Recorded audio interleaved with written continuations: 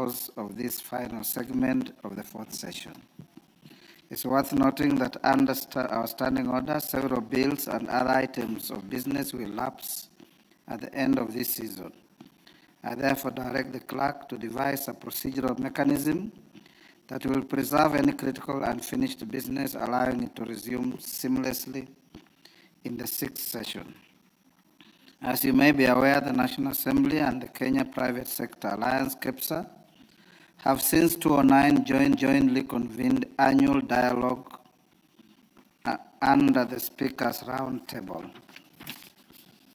These sessions gather leaders from the House, key parliamentary committees, and prominent stakeholders across pivotal economic sectors, agriculture services, including tourism, finance and retail, manufacturing and technology for open, informal exchanges. The goal is to gain a cleaner grasp of the obstacles confronting these industries and to pinpoint essential legislative and administrative actions to. Over the past 14 years, these engagements have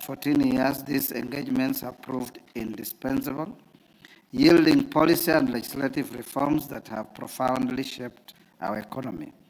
From these collaborative forums have sprung vital legal changes that strengthen the business landscape, accelerate economic growth, and advance national development. To this end, honorable members, the 2025 Speakers Roundtable engagement is scheduled to be held from 6th to 8th November 2025 at the Pride Inn Hotel, Mombasa County. The meeting will be held under the theme, From Policy to Practice, Delivering a Practicable and Competitive Investment Climate. As such, the primary focus of the 2025 Roundtable engagement, their visit is aimed at strengthening their committee's oversight and legislative role in this critical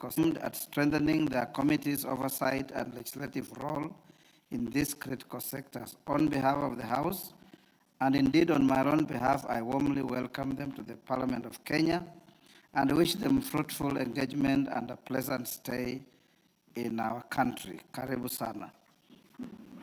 Members at the bar, take the nearest seats. You may take your seats, honorable visitors.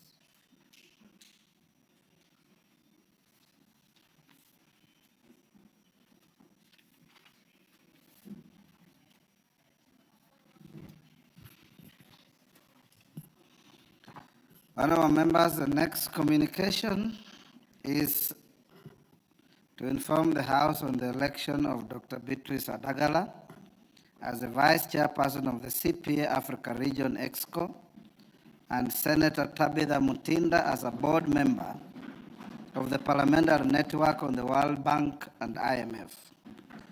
Honorable members, I wish to inform the House that I am in receipt of communication from the Commonwealth Parliamentary Association, CPA Africa Region Secretariat, conveying a notification of the election of the Honorable Dr. Beatrice Adagala, member for Vihiga County, as the Vice Chairperson of the Executive Committee of the CPA Africa Region for a period of 1 year covering 2025-2026 term. This is a significant milestone not only for Honorable Dr. Adagala personally, but also for our Parliament, as it underscores the recognition and confidence placed in our institution within the wider Commonwealth parliamentary community. Accordingly, this communication serves to formally appraise the House of Dr. Adagala's elevation to this important prestigious position. I hasten to mention that we've just come from a meeting in Bridgetown, Barbados, where Beatrice Adagala very ably, and she couldn't resist referring to you as truly as Papa Waroma. Honorable members, in the same breath, I wish to inform the House that Senator Tabitha Mutinda, nominated senator, has been elected to the board of the Parliamentary Network on the World Bank and IMF for the period 2025-27, representing East Africa. This international body promotes transparency, accountability, and inclusive development. Her election is an honor for Kenya and our region, showing growing confidence in our leadership. It also strengthens our engagement with the global financial institutions and discussions on development. Members, take the nearest seats.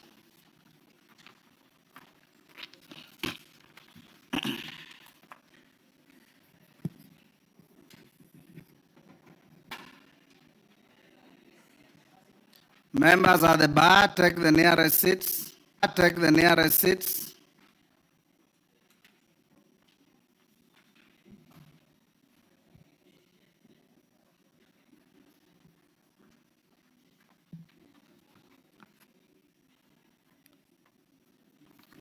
Thank you. Honourable members, I have a petition to present regarding regularization of various public forest land claims. Honourable members, Article 119 of the Constitution accords any person the right to petition Parliament to consider any matters within its authority. Further, Standing Order 225-2B requires the Speaker to report to the House any petition other than those presented by a member. Honourable members, Section 34 of the Forest Conservation and Management Act, Cap 2016, the 2016 Cap 385 provides for the revocation of the registration of a public forest through a petition to the National Assembly and outlines the specific steps to be followed in consideration of such a petition.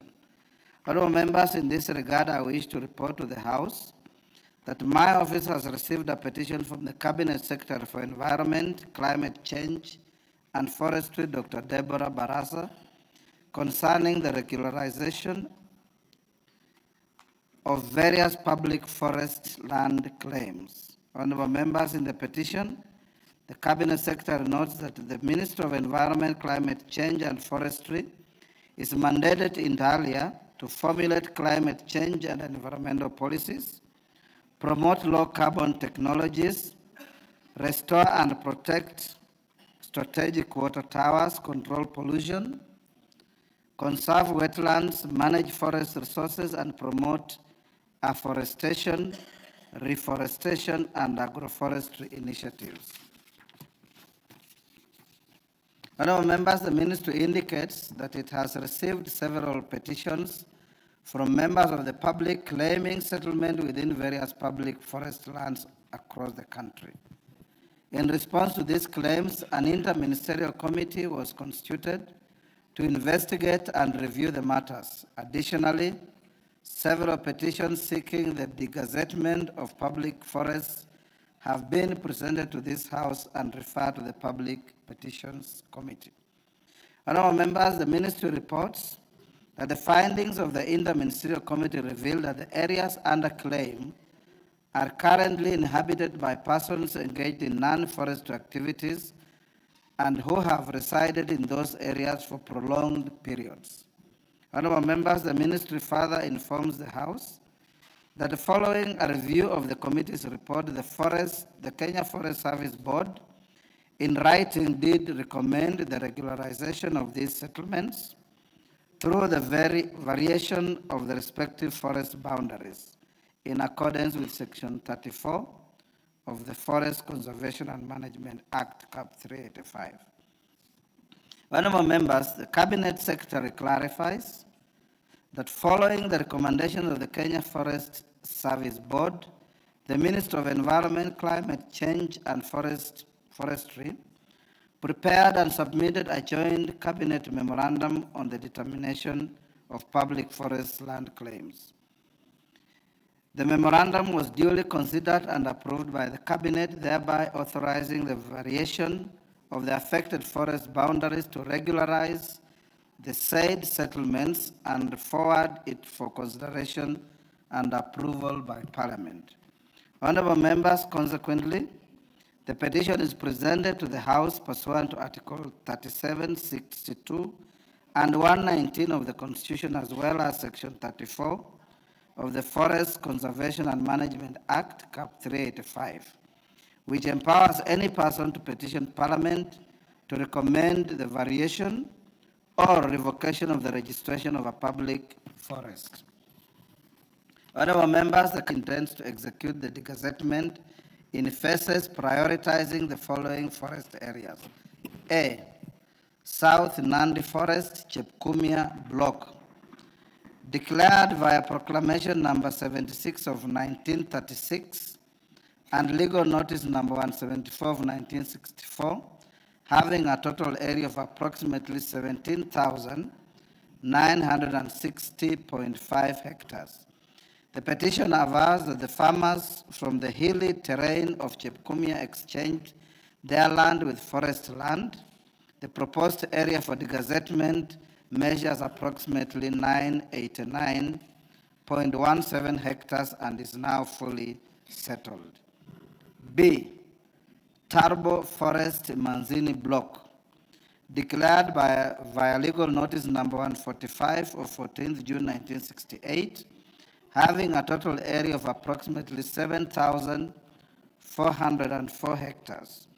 The petition avers that this was intended for settlement of landless quarters in 1995 within the Manzini Forest Block was in Gishu County.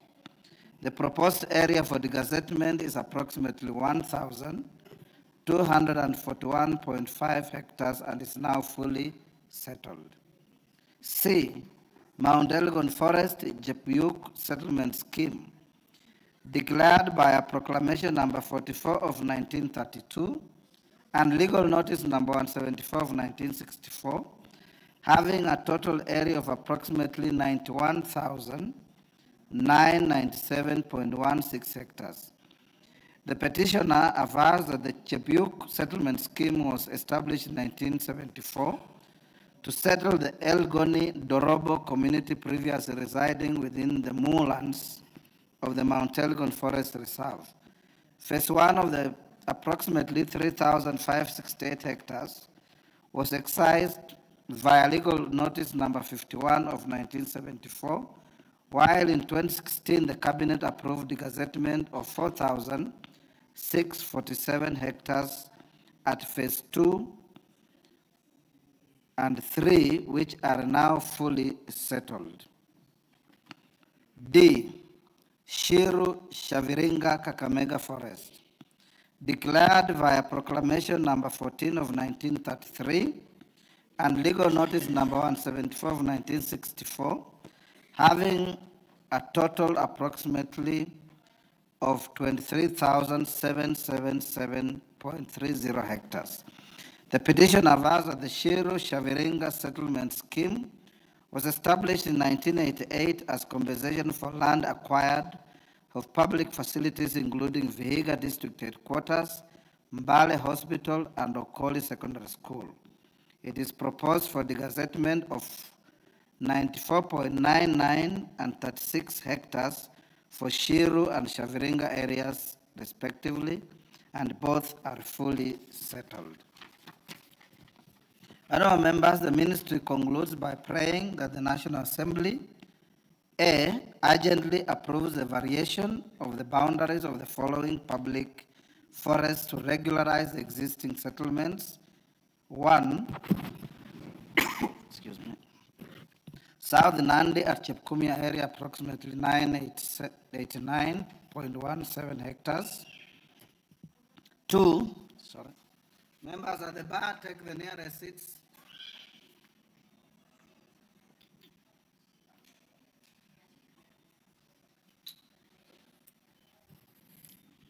Take the nearest seats, Mama Machakos.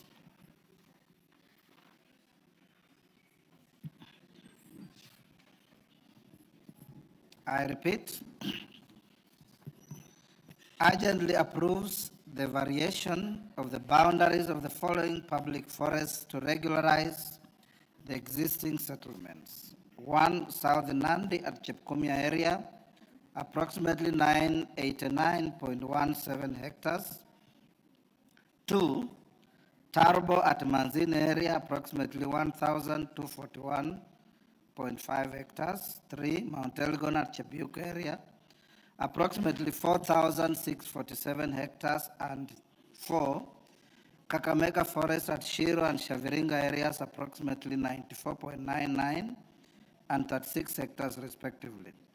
Considers the petitions and issues appropriate resolutions in accordance with Article 119 of the Constitution and Section 34 of the Forest Conservation and Management Act.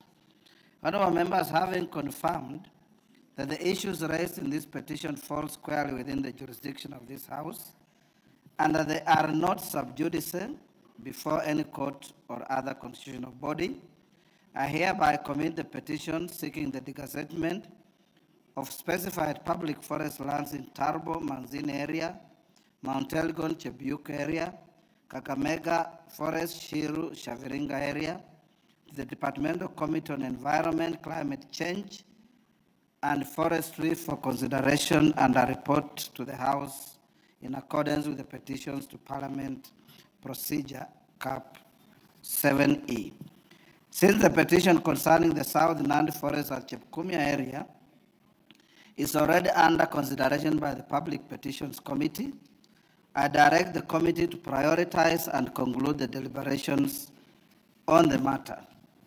I now, therefore, direct both the Departmental Committee on Environment, Climate Change and Forestry and the Public Petitions Committee to expeditiously consider the petitions and report their findings to the House for consideration in accordance with Section 34 of the Forest Conservation and Management Act, Cap 2016.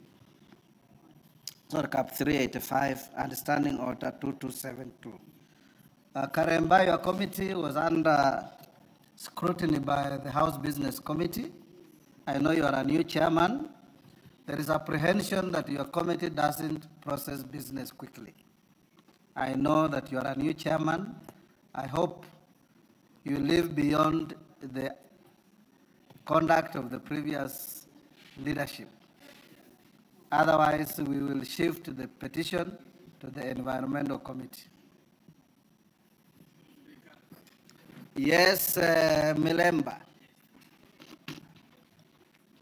Honorable Speaker, thank you for this chance. I want to congratulate and thank the CS Environment for bringing this petition to the House for the matter concerning the various forests that are being degazetted.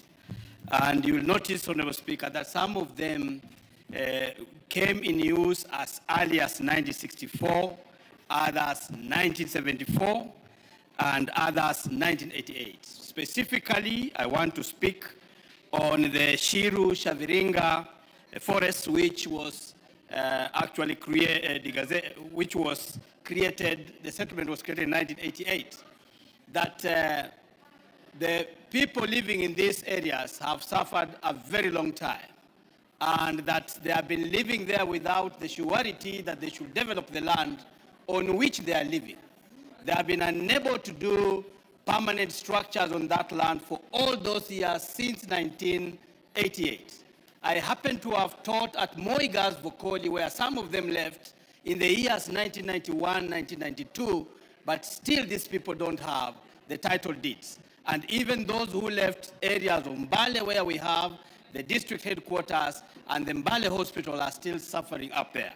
And therefore, this is a petition which I will call upon the committees that have been given this mandate to execute very quickly so that these people can get their title deeds and start living a normal life. They can take loans on the title deeds that they'll be having, because currently as they live there, the land they have cannot be utilized business-wise. They cannot use the title deeds, which they don't have, of course, to take loans and develop those places. And I would want to ask the committees that have been given this mandate to execute quickly so that the people of Shaviringa, the people of Shiru can get their title deeds and start being normal Kenyans with title deeds operating on that land correctly. I would also indicate that the petitions committee, like you have indicated, should also quickly execute the one of Nandi, because it is true that even that one came early, and by now they should have executed so that the title deeds should have been given out by now. Honorable Speaker, without much ado, I want to thank the CS for that and ask this House to quickly expedite because these are members of our community who are living almost like squatters on land that otherwise is surrendered because they wanted public utilities like Moi Gas Bokoli, like Mbale district headquarters, together with Mbale Hospital to exist. Yet they have suffered the punishment of having to stay without title deeds for now more than 40, 30, and even some 50 years. Thank you, Honorable Speaker.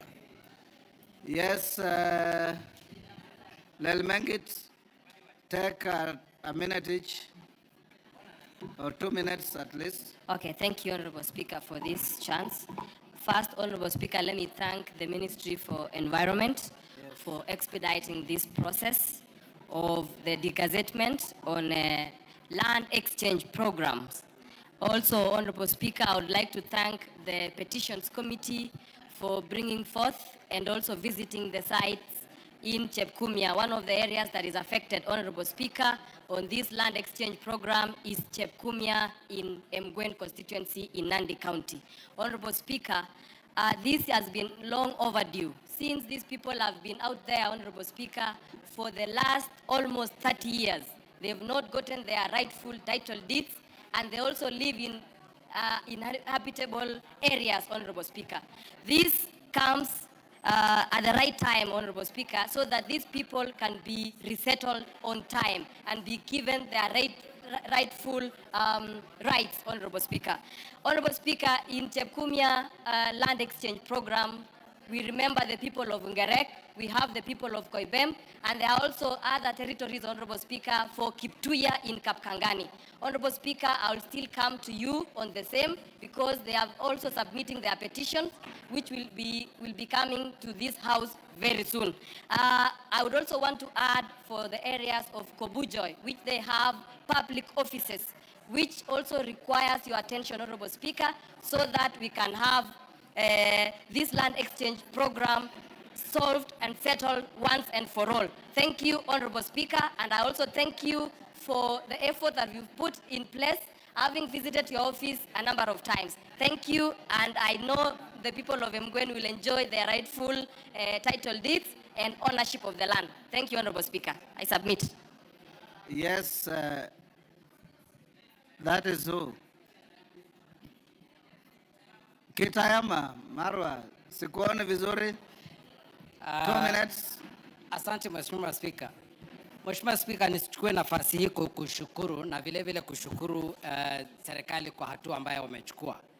Lakini Mheshimiwa Spika, inashangaza sana na inasikitisha sana kwamba wakati ambapo tunafanya jambo zuri kwa upande fulani wa nchi na pande nyingine ya nchi kuna shida.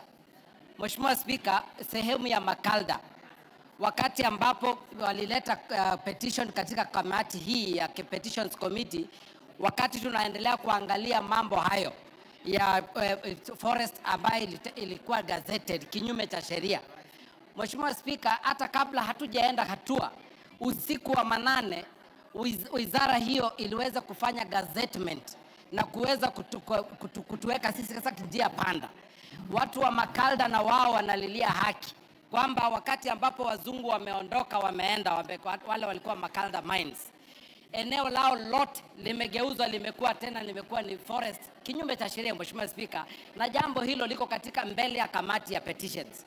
Kwa hivyo Mheshimiwa Speaker, mimi naona hapa kuna unyanyasi unaoendelea kwamba wanapeana kwa mkono huu. Oda Kitayama, oda. Kama hilo jambo liko mbele ya kamati ya petitions,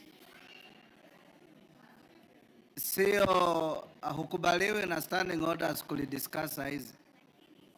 You are anticipating debate. Mheshimiwa Speaker, na wao walijua hivyo lakini wakaendelea tu wakavunja sheria hivyo hivyo. You will say all those good things you are saying when the petition report is filed and open to debate. Asante Mheshimiwa Speaker. Nashukuru sana. Mama Dagala.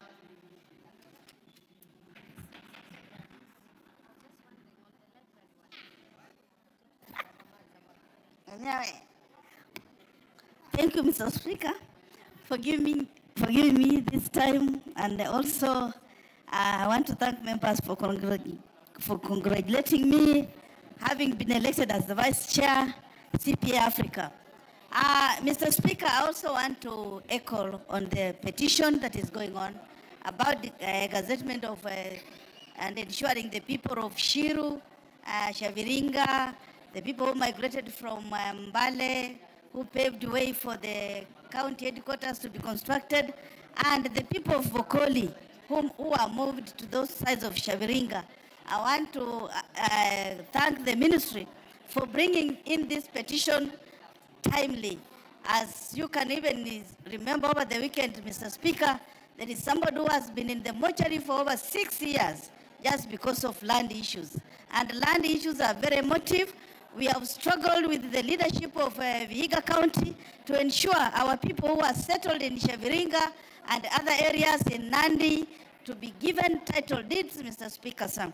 So I have to thank the ministry for coming up with this petition so that it can be worked on very fast so that our people who are in Nandi, who are in Shaviringa, who are in the other areas, please, Mr. Speaker, sir, I want to say thank you for this, and it should be worked on urgently so that our people can be settled and live a dignified life like other Kenyans. Thank you, Mr. Speaker, for giving me this chance. Next order. Order number 5, papers. Majority Leader.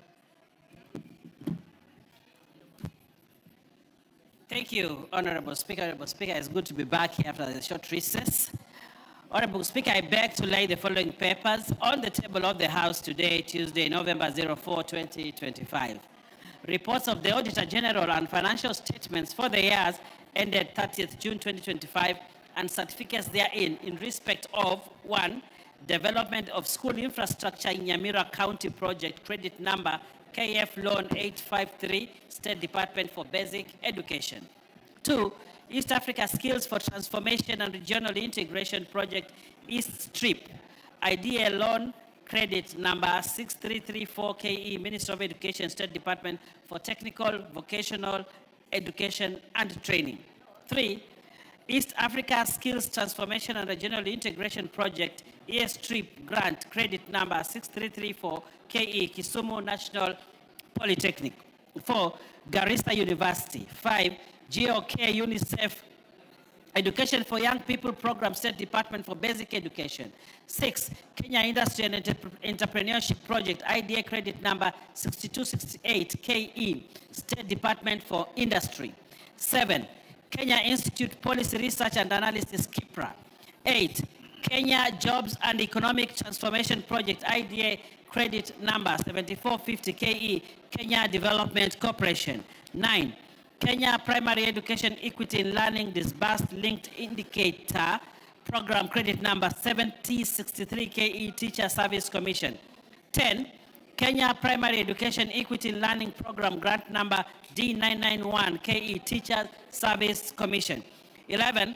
Kenya Primary Education Equity in Learning Project, IDA grant number D991 KE and credit number 7067 KE and grant numbers TF C306 KE and TF C307 KE, State Department for Basic Education.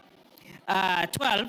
Lake Victoria Water and Sanitation Project, grant number CKE 1093-02M, credit number CKE 109301L, and EAB number F1 number 083890, Serapis number 2011-0619, Lake Victoria South Water Works Development Agency. Number 13, Multinational Lake Victoria Maritime Communications Transport, MLVMCT, Kenya Maritime Authority.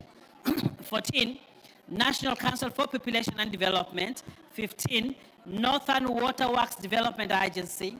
16, Promotion of Youth Employment through Scholarships Phase 2, Wings to Fly 4, Project Grant number BMZ number 2018-67399, State Department for Technical Vocational Education and Training. 17, Secondary Education Quality Improvement Project Grant credit number 6138, KE, Teachers Service Commission. And lastly, Honorable Speaker, support to technical vocational education and training for relevant skills development project, TVET project phase 2, ADF loan number 21001500339295, State Department for Technical, Vocational and Education and Training. I thank you, Honorable Speaker. Thank you. Chairperson, Departmental Committee on Labor.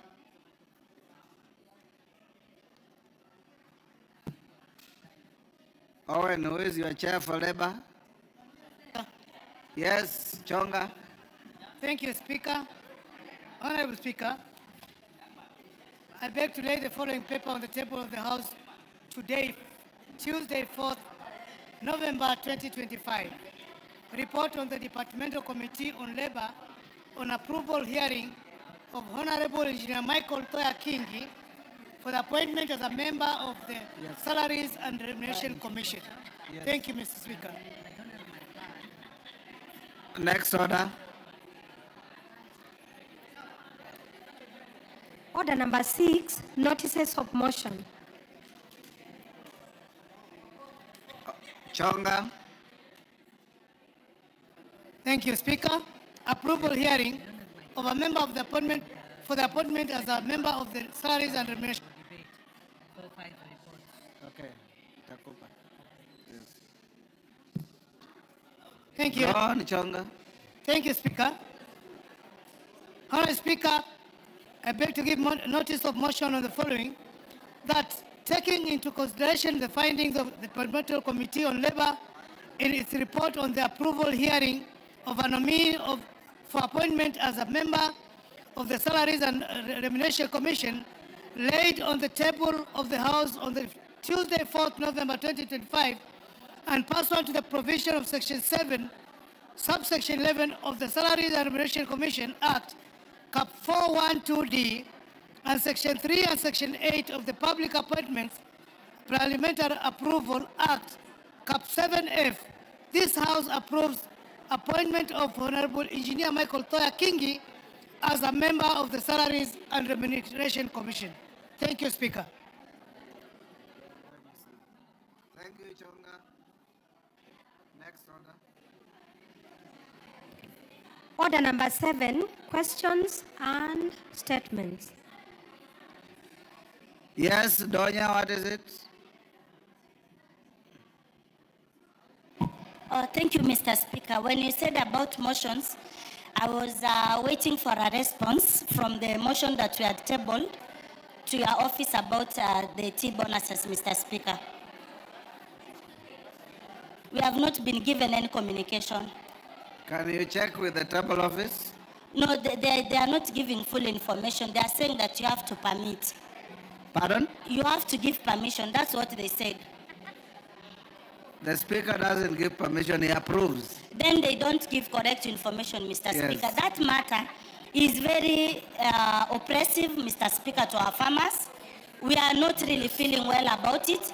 Imagine, Mr. Speaker, when you are not there, they paid farmers 10 shillings. What can you buy with the 10 shillings, Mr. Speaker?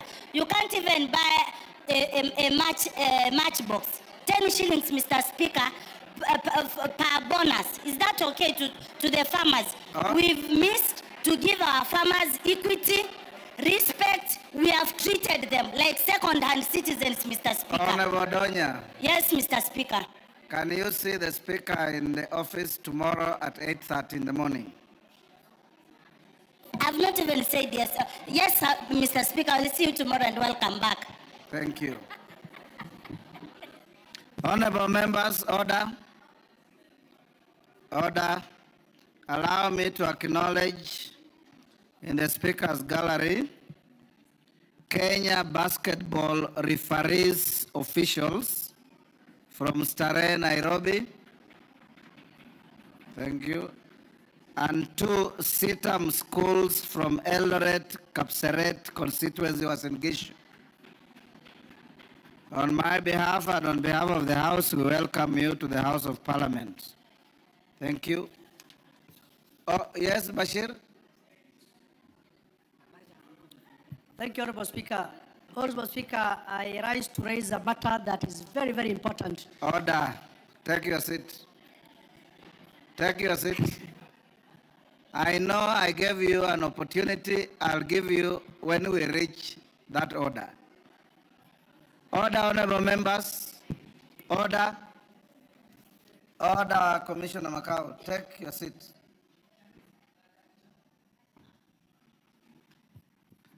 Honorable members, I have been requested by the member for Elgeyo Marakwet County, Caroline Ngelechei, to give an opportunity to make a statement about the tragedy that befell their county and the country indeed. She's not available today. She will do so tomorrow at 2:30. But at the earnest as a house, I think it's important that we show empathy and solidarity with our compatriots who have suffered a terrible tragedy through mudslides and the floods in Elgeyo Marakwet. I've seen in the media that the body count is reached about 30, and we're still counting. So as a responsible house, as we wait for Ngelechei's statement tomorrow, whereafter I'll allow a few of you to send messages of condolences and empathy, it's important that we be upstanding and observe a minute's silence.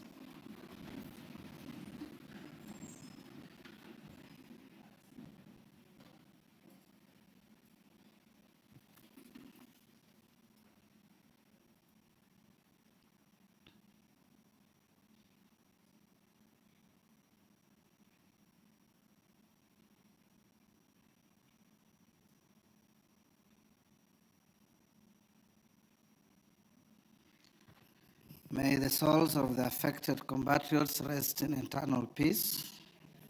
Thank you. Those who will wish to make a comment on this tomorrow afternoon. Next order.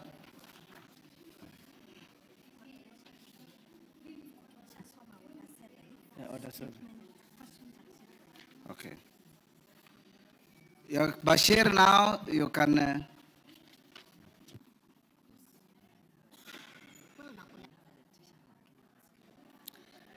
Thank you, Honorable Speaker. Honorable Speaker, I rise on a point of order on a matter that is very, very important to this House and the members. The matter concerns the 22 and 10% of the Kera constituency roads that have now been drastically reduced through a letter by the DG Kera on 31st October 2025. Honorable Speaker, Kera roads and CDF are equalizers across the country. And it's unfortunate that both CDF and Kera are under attack from various institutions of this country. Despite the fact that both these two funds are so dear and resonate well with the constituents and the locals back home. It's unfortunate that the reductions were almost a whopping 52%, if not more. That itself is too drastic for such kind of reductions. Honorable Speaker, remember, we already have an outstanding amount of 18 million that have not been sent to the constituencies as part of the agreements. As we speak, KWS and the counties have been given their money, but the constituencies have not received the 18 million. I don't know why members of parliament or this house is taken around or is held in contempt. Honorable Speaker, this is a matter that is very, very important. The CS has 10%. If there are gaps to be filled, I think he is able to use the 10% that is under his docket for his reallocations. But trying to readjust, especially downwards, the 22% and 10% of the constituency roads is rather too unfortunate. We expected an upward increase. We decided to let it go and say, let it remain as it is, as we passed on in this house. Now it has been reduced drastically. These are roads that affect the local monarchy on the ground. As I said, it's an equalizer. There are certain constituencies that cannot get other funding from other road projects. They only wait for the 22 and 10%. Now that has been reduced. Where do they go? Where do they go to? I think this is a matter that is very, very important, that this House needs to discuss it, and in fact, to do away with all businesses and even some on the CS for roads and transport. We will not be taking this thing lying down, Honorable Speaker. I want to urge the members of this House to flex their muscles for once and tell the executive that is trying to do this that this is not going anywhere, and we're not going to accept it. Enough, as has been said, is enough. We are going towards elections. There are certain roads that have not been done. We have commitments from the constituents. In fact, these reductions affect so much such that they've already done procurement in terms of advertisement. Now, you have advertised for works and services, and then you are saying it has been reduced. Honorable Speaker, I want this House to stand tall for the first time and tell whoever has written this circular or this letter that it is not going anywhere and that they must withdraw it, and that the CS himself, no any other person, must come here as early as tomorrow morning to answer to the members on this matter. And therefore, I urge this House to suspend all businesses to discuss this matter. Thank you, Honorable Speaker. Order. Honorable Bashir, I gave you an opportunity to raise a point of order, not to incite the House. Honorable members, order. Order, honorable members. Order. Kimilu. Order. It's out of order to shout the way you are doing. Honorable members, indeed, the Honorable Bashir saw me in my chambers, and I raised this matter before the House Business Committee. Members who attend the House Business Committee know this. And we directed the Majority Leader, Owen Bayer, who was in attendance, to liaise with the Chair of Roads, the member from DEA, and the Minister of the Ministry, so that we do not engage in haphazard discussions, to bring a comprehensive response to this statement tomorrow at 2:30, whereafter you will be able to enrich whatever will be before the House. And if, as your Speaker, I find that the explanations are inadequate, I'll direct the Speaker, the Minister, to appear here the next day so that he can be able to answer your queries. Owen Bayer, that's what we agreed in the House Business Committee, right? Yes, Honorable Speaker, yes, we did agree on the same. As matter was raised there, and Honorable Speaker, I'm in touch with the Cabinet Secretary, and he's studying the whole scenario and will give us a statement tomorrow. GK, and yes, GK. Thank you, Honorable Speaker. I have raised the same matter with the Cabinet Secretary and the DG, Kera, and we have agreed to work on a better formula so that our members are satisfied.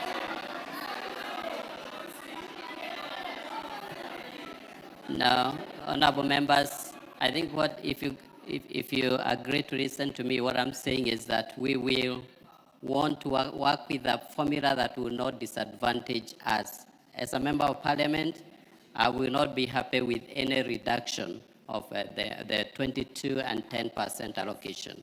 And I will support that we get an increment, not a decrease of the amount. So members, can we deal with this tomorrow? Okay. Yes, Kainan, what is it? I thought we discussed this in the House Business Committee. Mr. Speaker, I want to thank the Honorable Bashir. In addition to this, there is also the issue of the court case between the Council of Governors and the Ministry on the same levy. And in the last Kamukunji, Mr. Speaker, none other than you has truly informed us that everything has been sorted out. As we speak today, the Council of Governors got their share. KWS also got their share. What is missing is still hanging is about 18 million from every constituency. We'll also want to know as they respond the whereabouts of that figure, because we agreed here, it was consensus, the court case was withdrawn, the Council of Governors got theirs, KWS got theirs, Kenya Forest Service also got theirs. So where is the 18 million that is missing from each of the constituencies? And secondly, Mr. Speaker, as also you attempt to solve this, I want to urge the chairman, my good friend, the chairman Rhodes, it's unfair for this house to agree on a formula and somebody in the executive just goes behind somewhere, revise the same and bring the same as an agenda. I think it is the high time, and I want to agree with the Honorable Bashir, that this house must be respected and we deserve better, way of seeing things than the way we are being treated right now. Thank you, Mr. Speaker. Let's leave it there. We'll deal with this tomorrow at 2:30. GK and Buyer, make sure that you come with not only a response, but a reasonable and acceptable response. Yes, Wamboka? The same breath, Honorable Speaker. You said different.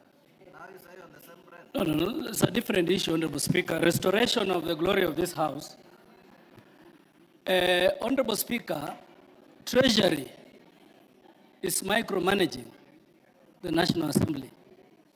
That today, if a member wants to travel outside of this country, the Treasury is expected to deal with that issue based on a member-to-member basis, Honorable Speaker. They are also purporting to run our payroll, Honorable Speaker. It is now happening differently because initially, once we pass monies in this House, the budget for National Assembly would come after the clerk applies, and then the clerk would deal with us. But now what is happening, Honorable Speaker, is the micromanaging of the National Assembly by the Treasury, Honorable Speaker. We would need the Minister for Finance to give a statement about this, Honorable Speaker. It has affected even the constituency offices for both NGAF and MPs, Honorable Speaker, that it is even delaying disbursements because now they have put so many bottlenecks, Honorable Speaker. Your guidance, please. Honorable members, the Speaker is not aware of any attempt to micromanage Parliament by any department of government, and indeed if there was, it will be resisted. Number one, when you travel out of the country, it is exclusively in the purview of the Speaker to give you authority to travel or not to travel. There is no appellate structure to that, and the Treasury does not come in. In the event that your trips don't materialize, sometimes it may be due to general delayed exchequer releases or accounting issues. Number two,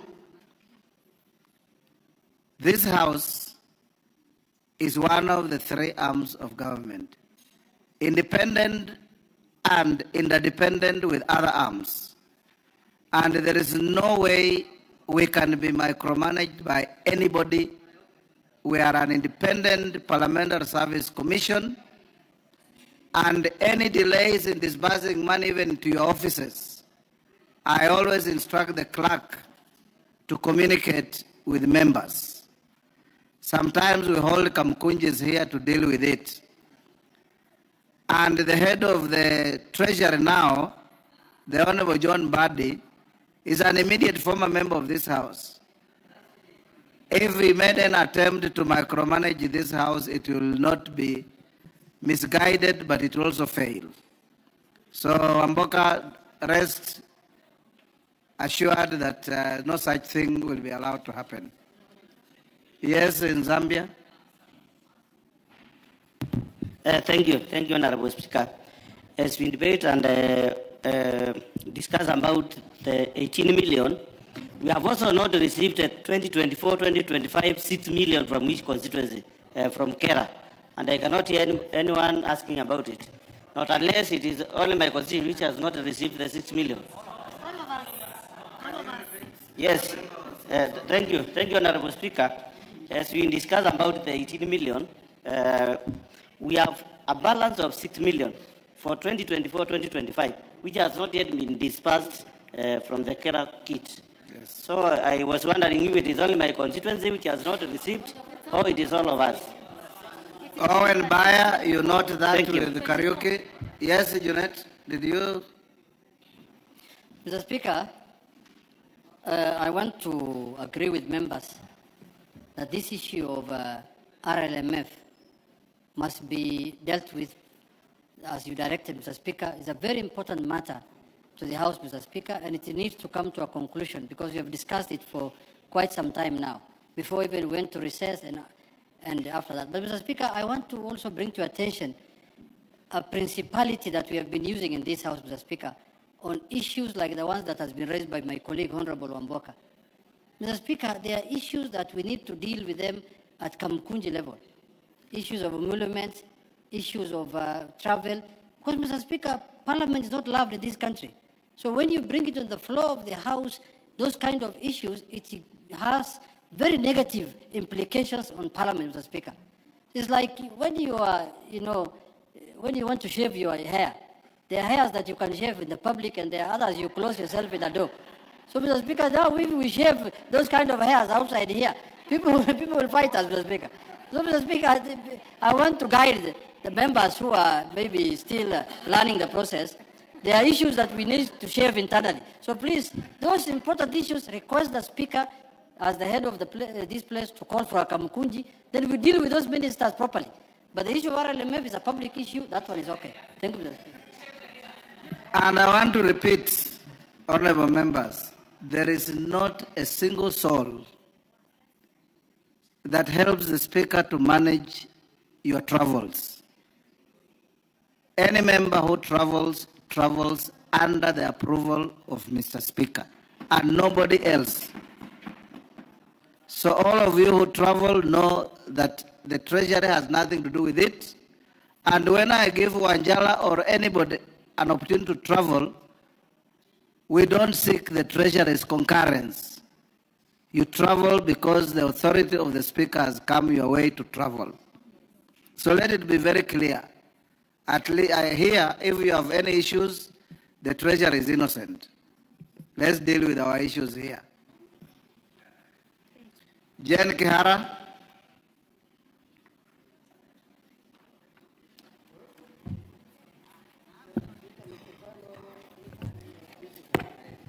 Thank you, Mr. Speaker, for this chance. On the onset, let me congratulate Dr. Beatrice Adagara and Rehab Mutinda on their new assignment. Congratulations once more. Mr. Speaker, I was hoping I would be able to read this statement before the start of KCSE, but however, read it because... If it's overtaken by time, you can state and go and recast it and bring it within the context of what is happening today. But it's up to you, it's your statement. Let me read it now. Go ahead. Mr. Speaker. Honorable Speaker, pursuant to the provisions of Standing Order number 44 2C, I rise to request a statement from the chairperson of the Department Committee on Education regarding exclusion from our students from schools on unpaid school fees. Honorable Speaker, the continued exclusion of Form 4 students who started their exams yesterday from school for unpaid tuition fees poses significant challenge, particularly as they approach the 2025 KCSE, whereas sending them home is driven by schools' efforts to collect unpaid fees. The practice not only intensifies financial strain on low-income households, but also disrupts learning. It also threatens to undermine the current and future academic prospects of the vulnerable students.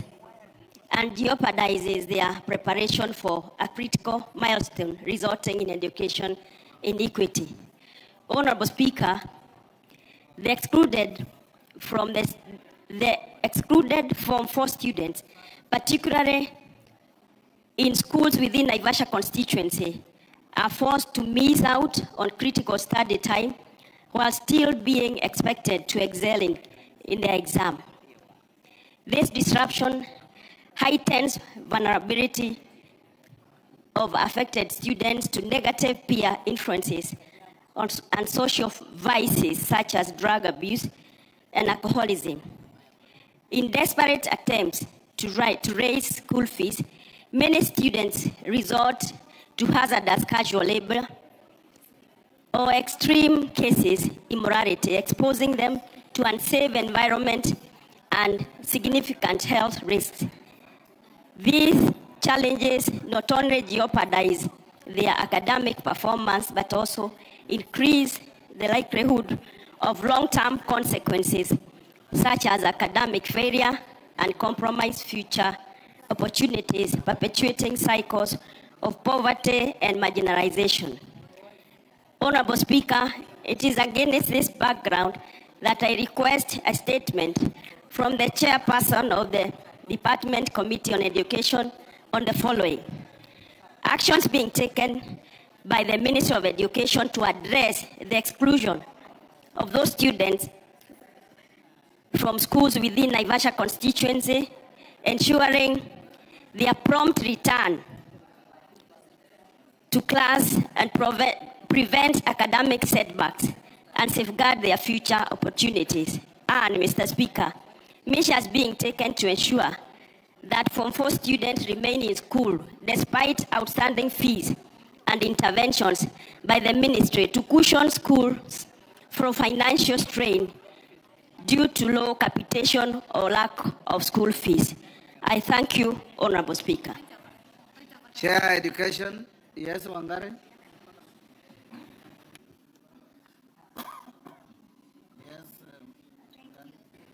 Thank you, Mr. Speaker, for indulging me before the chair, as I also support Honorable Jane. But, Mr. Speaker, this matter we canvassed before we went to recess when we were discussing the issue of capitation. And, Mr. Speaker, it was raised on the floor, the matter of sending students home. It's something we need clarification. And I say that because the CS is meant to appear this week, Mr. Speaker. The CS will be here tomorrow at 3. Yes, so my point is, Mr. Speaker, the CS, maybe through the leadership of the House, should tell this House the directives and circulars they issue to the schools. Do they count, Mr. Speaker? Because there was a circular on the time of attending classes. There was a circular that students should not be sent home. There was a circular, Mr. Speaker, of even not holding certificates in school. But they are all not being respected, Mr. Speaker. So we expect that when the CS comes tomorrow, these are the issues he should also refer to, so that he's actually briefed, Mr. Speaker, to brief this House. Are they just mere papers, or are they just PR management of members or students, Mr. Speaker? Why you notify the CS on those additional concerns for tomorrow? I don't see the chair of education. Any member from education? Yes, Gisairo, 2 weeks. Tell your chair. Bernard Kitur. Bernard Kitur. Thank you, Mr. Speaker. Honorable Speaker, pursuant to the provisions of Standing Order 44.2c, I rise to request for a statement from the Chairperson Departmental Committee on Finance and National Planning regarding the operations of multinational payment and services, MasterCard Incorporated and Visa Incorporated in the country. Honorable Speaker, the National Payment Systems Act, Cap 491A, provides the framework that govern electronic payments networks.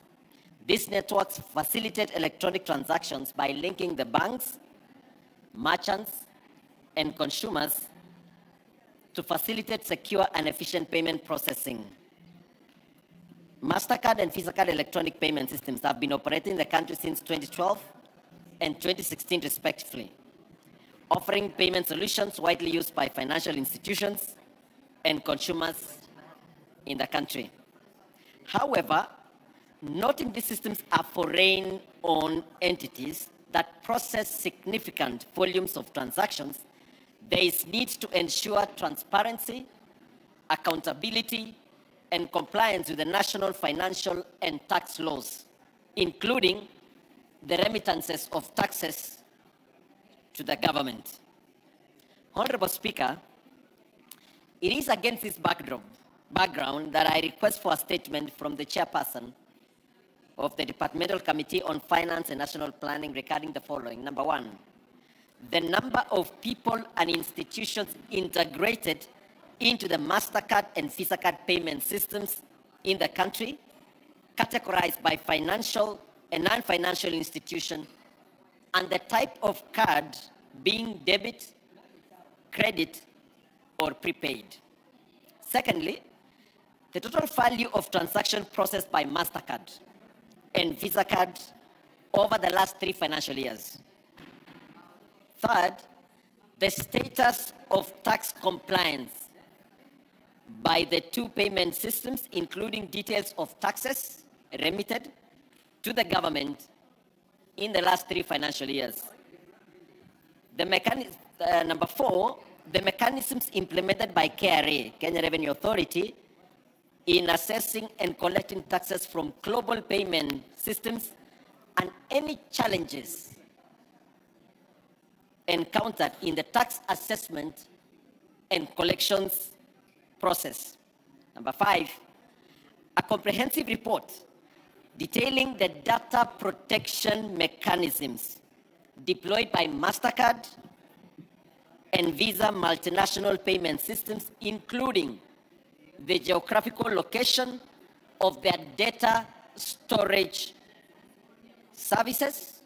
And number 6, Mr. Speaker, is a report examining the billing currencies utilized by MasterCard and Visa card with a focus on adoption of local currency billing to safeguard foreign exchange. I thank you, Honorable Speaker. Thank you. Chair Finance. Any member, Owen Bayer, tell Chair Finance 2 weeks to bring a response. Obliged, Honorable Speaker. Joyce Kamene.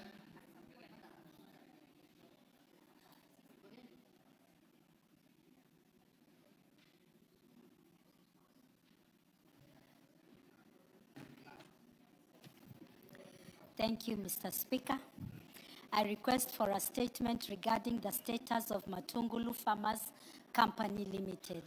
Honorable Speaker, pursuant to the provision of Standing Order 44-2C, I wish to request for a statement from the chairperson of the Department Committee on Trade, Industry and Cooperatives regarding the status of Matungulu Farmers Company Limited, which is in Muthesia, Masinga Sub-County. Honorable Speaker, Matungulu Farmers Company Limited was established as a land-buying public company with 114 members and acquired land in the year 1969 and 1970 financial years. The company remained largely inactive until 2011, when the new directors were elected. Since then, the company has only held 2 annual general meetings in 2012 and 2013.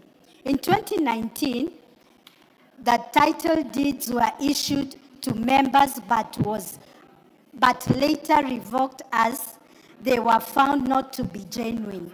In 2025, concerned members sought clarification from the Registrar of Companies and discovered that the company's original file had been closed and a temporary file opened. The temporary file indicated that in January 2025, the directors resolved to convert the company from a public to a private entity with only 46 members. On this, 5 members were allocated 20 shares each, amounting to 100% ownership, while the remaining members were not allocated any shares. Further, one of the directors listed in the file is deceased. These developments raise concerns about transparency, governance, and protection of members' rights in the company. Honorable Speaker, it is against this background that I request for a statement from the chairperson of the Department Committee of Trade, Industry and Cooperative on the following. Measures being put in place by the government to reassure that to reissue the title deeds for land acquired by Matungulu Farmers Company Limited in 2019 and later revoked. Circumstances under which the original company file was closed and a temporary file opened without the company resolutions by the Registrar of Companies. 3. Measures being undertaken by the Registrar of Companies and the other relevant agencies to safeguard the rights of members who have been unlawfully excluded from the company. And finally, steps being taken to ensure that directors who may have engaged in fraudulent activities be held accountable. I thank you, Honorable Speaker. Chair, Trade and Industry. Marianne, can you bring a response in 2 weeks? Yes, Honorable Speaker. Ade Wario, North Horr. Member for North Horr. Request dropped. Responses. Karemba. Yes, I allowed you to request for a statement. Thank you, Honorable Speaker. A request for statement regarding delayed payment of farmers in the Runyenjes constituency by the New Kenya Cooperative Creameries, New KCC. Honorable Speaker, pursuant to the provisions of Standing Order 44-2C, I rise to request for a statement from the chairperson of the Departmental Committee on Agriculture and Livestock regarding delayed payment of farmers in Runyenjes constituency by the New Kenya Cooperative Creameries, New KCC. Honorable Speaker, the situation facing dairy farmers in Runyenjes constituency due to delayed payments from the New Kenya Cooperative Creameries, New KCC, is a matter of serious concern. Despite consistent supply of milk to the company, farmers have experienced delays in payment of their dues of up to 4 months. These delays have adversely affected their livelihoods and pose a significant threat to the sustainability of the dairy farming within the constituency. The lack of timely payment has constrained the ability of farmers to maintain their herds, meet operational expenses, and sustain household incomes, thereby undermining economic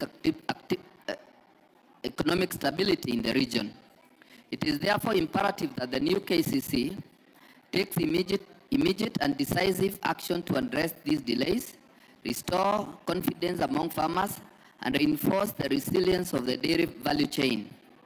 The long-term success of dairy farming and the livelihoods of rural communities that depend on it relies on restoring trust through timely and complete settlement of all dues owed to farmers. The new KCC should therefore endeavor to ensure that farmers are paid promptly. Honorable Speaker, it is against this background that I request for a statement from the chairperson of the Departmental Committee on Agriculture and Livestock on the following. 1. Measures being taken by the Ministry of Agriculture and Livestock Development to ensure timely payment of dairy farmers And 2, timelines within which farmers in Runyenje's constituency will be paid their arrears.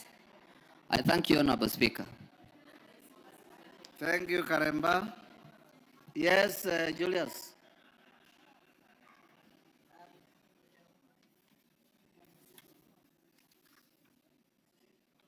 Yes. Mr. Speaker, just to appreciate the request of statement by our honorable friend, but to ask that when the statement is read, let it not be limited to Runyenjes. This is becoming a serious problem actually that calls upon the minister in charge of new KCC to come to this house and explain why from July up to now, farmers have not been paid. And they are constantly supplying milk to KCC. Our farmers are almost pouring the milk because there's nowhere to take it. When they take it to KCC, KCC sells their milk but does not give them their money. So this statement should not even be couched as diplomatically as the member is saying it. They should just tell us when they are paying the farmers, because it's a nationwide thing. It is not limited to Runyenjes. Yes, Sigay.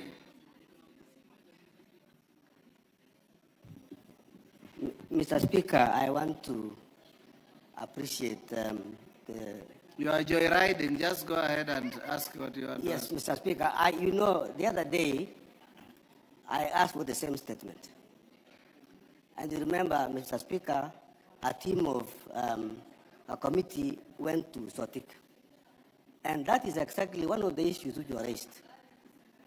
The farmers in my area have the same problem. Mr. Speaker, we would like to understand the statements which are being given here without any action. And this is a sure way of killing KCC, Mr. Speaker. We need to have some serious discussion on how to make KCC function. Otherwise, we are going to have KCC going away and dying the way it died earlier. Thank you. The Chair Agriculture. Where's the Chair Agriculture? Is it cooperatives? Yes. And trade. Marian? Yes, Honorable Speaker, it is a trade committee that handles KCC, so within the same 2 weeks, we should be able to give the statement here. Okay. Omulher.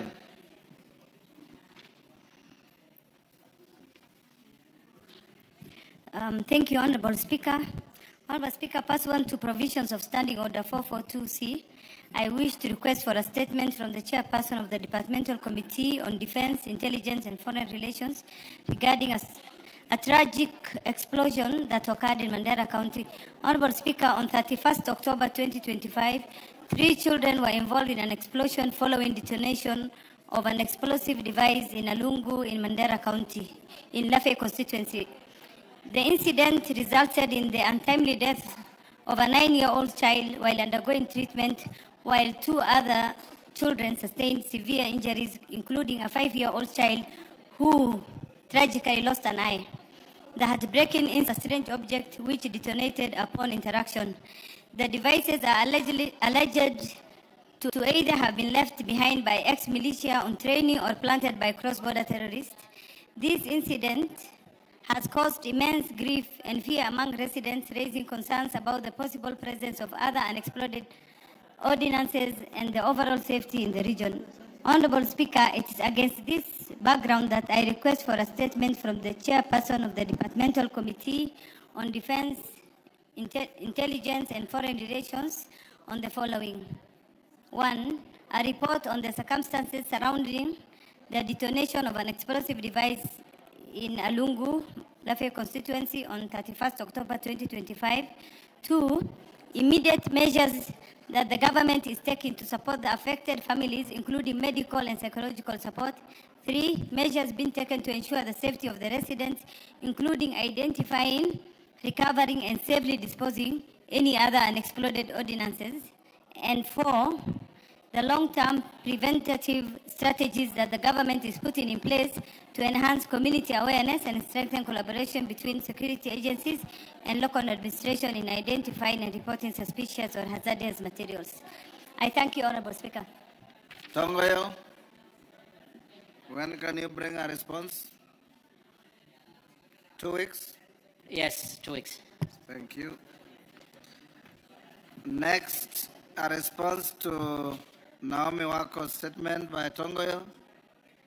You ready? Sorry, yes,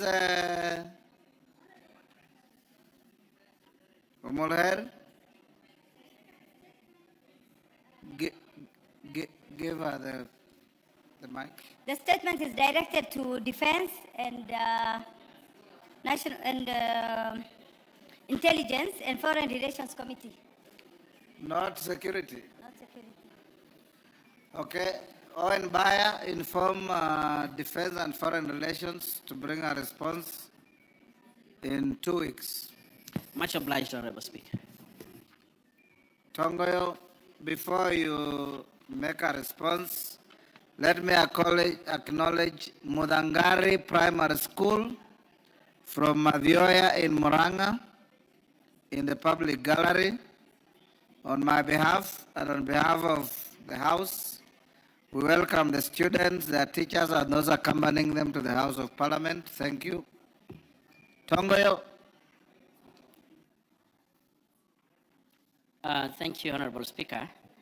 In regards to the statement being sought by the member for Marsabit County, Honorable Naomi Wako, who had sought in particular the disappearance of Mr. Galgalo Baganja Malicha, and she wanted to know investigation into the disappearance of the said person, the action being taken by the security agencies to update the family and ensure the missing person is expeditiously traced and reunited with the family, and the perpetrators of violence act are brought to the books and the measures put in place to ensure the safety of residents of Sololo Sub-County.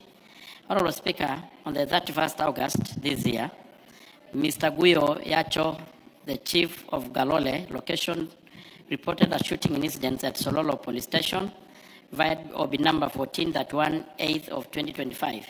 He reported that a gang of about 10 with masked faces and dressed in military gear aboard a Land Cruiser and another brownish saloon vehicle, both without registration number plates, had invaded a residential plot within Golole Center. And the police officers from Sololo Sub-County visited the scene and established that a Borana male adult, Mr. Galgalo Boganja, was allegedly abducted during the incident. Further, the victim's wife, Dami Bonaya, was physically assaulted by the attackers.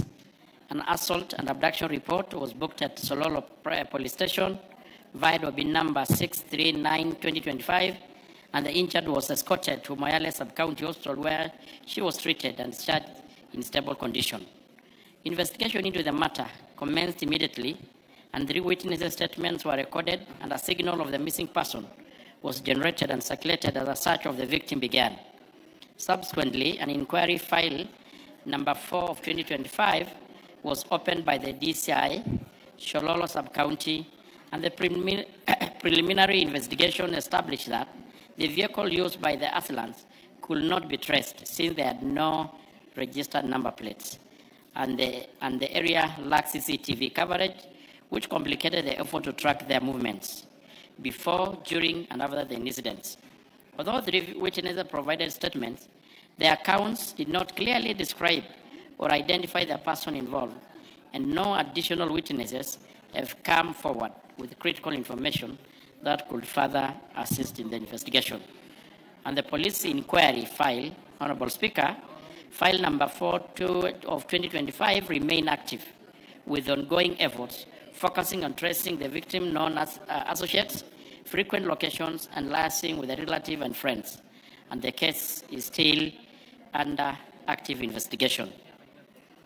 On the second, Honorable Speaker, so far no lead has been established regarding the whereabouts of the missing person, and the case is under investigation, and the police shall update the family on any new development concerning the whereabouts of the victim.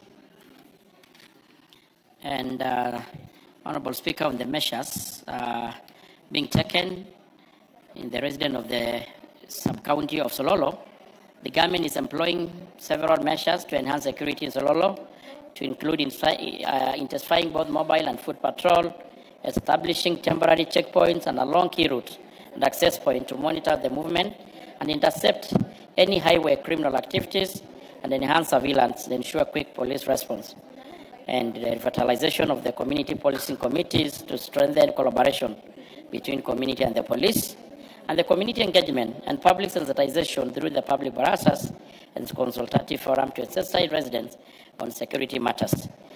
Signed by Honorable Kipchumba Murkomen, EJH, Cabinet Secretary for Interior. I submit, Honorable Speaker. Naomi Wako.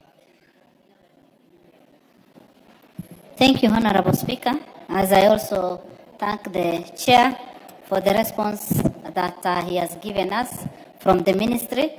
But unfortunately, Honorable Speaker, the response is not satisfactory at all, because even after that, 2 or 3 other people have been abducted. To say that they have not even been able to trace the vehicle and also to trace the abductors. So I want to plead that the investigation goes on and they give it proper attention. Thank you, Honorable Speaker. Speaker, and as I indicated in the statement, we'll keep giving the update to the family whenever we get. Professor Guyo Jaldeza, Tongoyo, you have a statement ready? Yes, I do, Honorable Speaker. And Honorable Speaker, I need your indulgence. This statement was sought before, actually, we break for recess, and I didn't respond to. And the member actually had indicated that he will prefer to have the committee visit the area for fact-finding. And we had actually prioritized. We know we just reported today, and we are trying to prioritize